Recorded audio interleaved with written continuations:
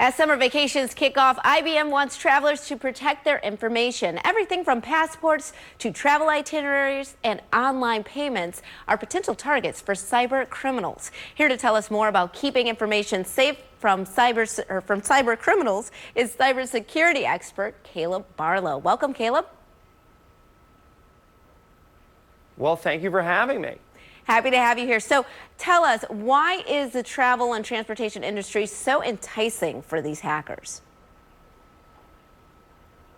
Well, think about what we bring with us when we travel. Not only do we bring potentially a lot of money, but we also bring a lot of valuable data with us. You know, we've got our credit cards and our debit cards with us that we're going to use to process over $1 trillion a year from Americans. In addition to that, we have all of those loyalty reward programs that we participate in, which nowadays are good as cash. In addition to that, we've got our laptops and our itineraries, all of which are prime targets for thieves.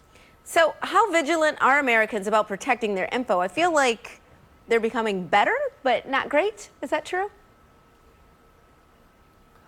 Well, we just recently did a survey of about 2,000 travelers, and we found, interestingly enough, business travelers actually are much more likely to be lax when they travel. You know, what we want to see people doing is really upping their security IQ when they travel and being careful of a couple of key things. First of all, are you connecting to public Wi-Fi? And, you know, how do you know when you go to the airport and you see maybe 50 different Wi-Fi hotspots, which one's the legitimate one and which one's a bad guy trying to pilfer your information?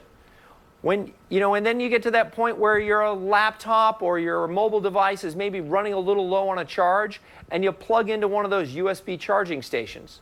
Well, the challenge there is a USB port can pass both data and power. You're a whole lot safer if you just plug into the wall outlet. And lastly, think about those itineraries. Go ahead.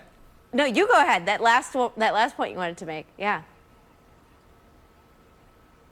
Well, think also about those itineraries, right? You've got those tickets that, I don't know about you, but a lot of people use to just stick them in the seat in front of you when you're on the airline.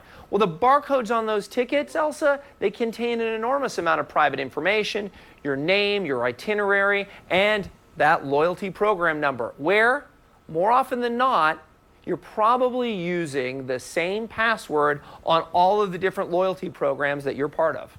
Those are all little things that you don't think of, but everyone does, especially, you're right, putting that ticket in the seat back pocket in front of you. I mean, people leave that all of the time. So how can travelers safeguard their information? What should they do? Well, there's a couple of things they should do. One is use different passwords on all your different loyalty programs. And in fact, check those loyalty account balances. I mean, Elsa, let me ask you a question.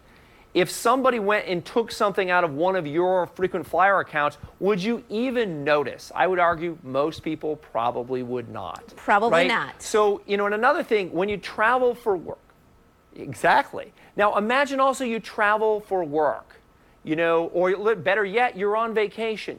Do you need to bring the work laptop with you with all kinds of PII and important corporate information? Maybe you're better off leaving that at home when you take an international trip and connecting that data via the cloud. Or bring a laptop that maybe has no corporate information, so worst case, if it's lost, you really didn't lose anything. All right, Caleb, thank you so much for joining us today. Really appreciate it. And we'll be right back with more Midday Maryland right after this. Stay tuned.